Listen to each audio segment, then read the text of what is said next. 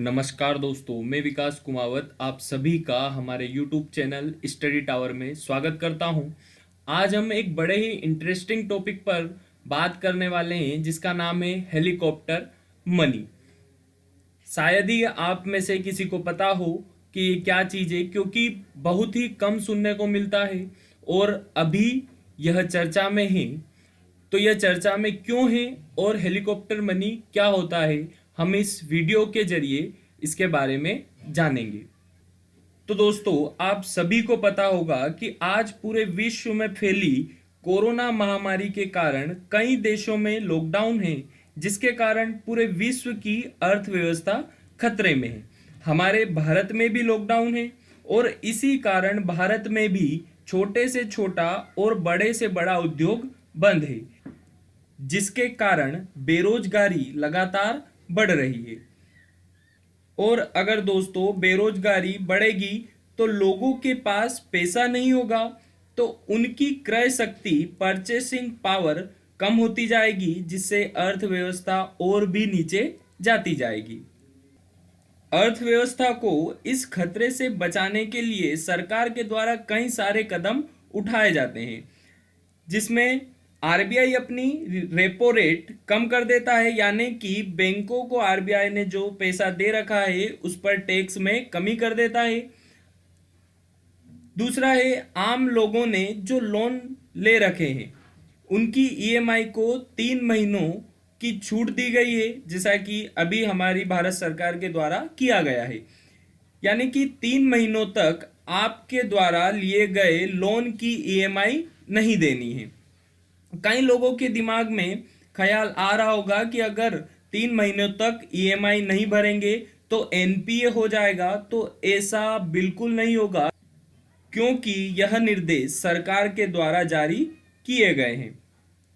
NPA यानी कि होता है नॉन परफॉर्मिंग असेट, यानी कि अगर आप कोई लोन लेते हैं और 90 दिनों तक उस लोन की ईएमआई नहीं चुकाते हैं, तब होता है एनपीए, यानी कि आपका बैंक में रिकॉर्ड खराब हो जाता है। अगर आप अगली बार लोन लेना चाहेंगे तो आपको प्रॉब्लम हो सकती है।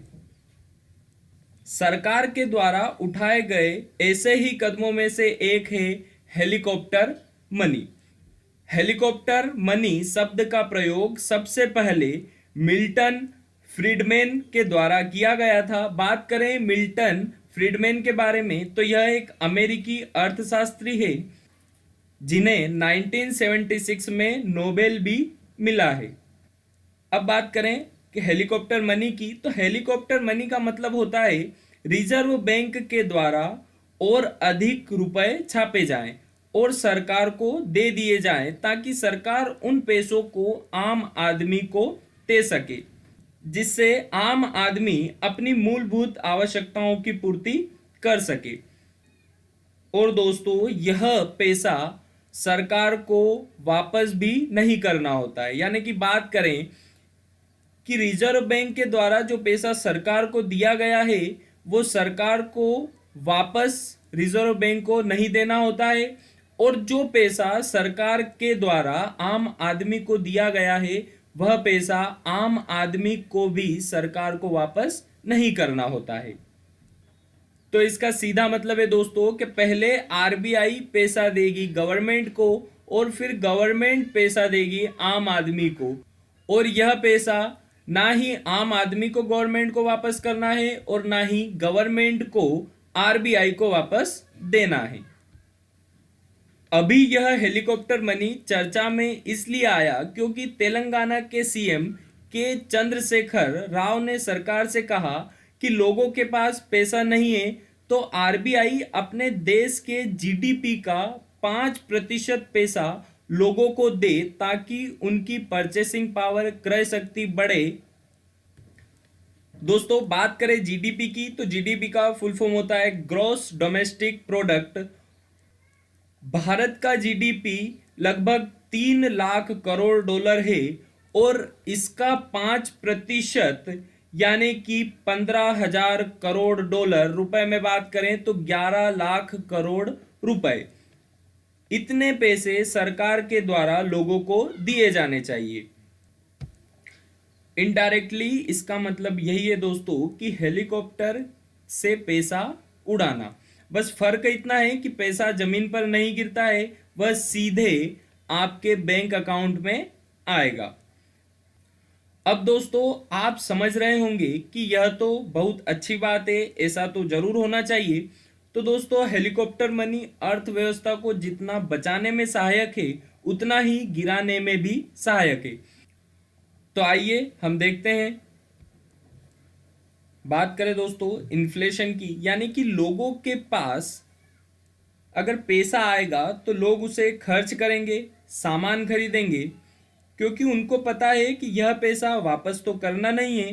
तो अब क्या होगा कि सभी लोग सामान खरीदेंगे तो बाजार में डिमांड बढ़ेगी, और डिमांड बढ़ेगी तो दाम भी बढ़ेंगे, और अगर दाम बढ़ना शुरू हुए तो उन्हीं लोगों के लिए खतरा बढ़ता जाएगा जिनके लिए हेलीकॉप्टर मनी का प्लान लाया गया है। मैं दोस्तों बात कर रहा हूं गरीब लोगों की। फिर बात करें डिप्रिसिएशन ऑफ रुपी, यानी कि तेजी से रुपए की वैल्यू घटती जाएगी,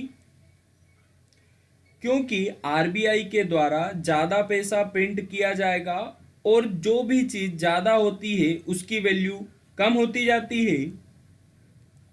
फिर एक और सबसे बड़ी बात कि जो पैसा सरकार के द्वारा लोगों के अकाउंट में डाला गया है, लोग उसे खर्च ना करें और अपने सेविंग अकाउंट में रख लें, तो हेलीकॉप्टर मनी का प्लान ही बेकार हो जाएगा। इसीलिए दोस्तों हेलीकॉप्टर मनी को बहुत सोच समझ कर लाया जाता है और इसे बहुत कंट्रोल करके रखा जाता है ताकि अर्थव्यवस्था को हानि न हो। आई होप दोस्तों आप सभी को वीडियो पसंद आया होगा, हेलीकॉप्टर मनी समझ आया होगा।